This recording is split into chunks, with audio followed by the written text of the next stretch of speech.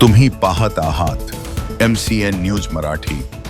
कर्जबाजारीपणा आणि सतत होणाऱ्या नापिकीला कंटाळून बुलढाणा जिल्ह्यातील खामगाव तालुक्यातील पारखेड येथे पिता पुत्राने गळफास घेऊन आत्महत्या केल्याची हृदयद्रावक घटना 19 जुलै 2026 रोजी रात्री घडली। पारखेड शिवारातील कांदा साडीत 19 जुलैच्या रात्री 7:49 सुमारास ही घटना घडली।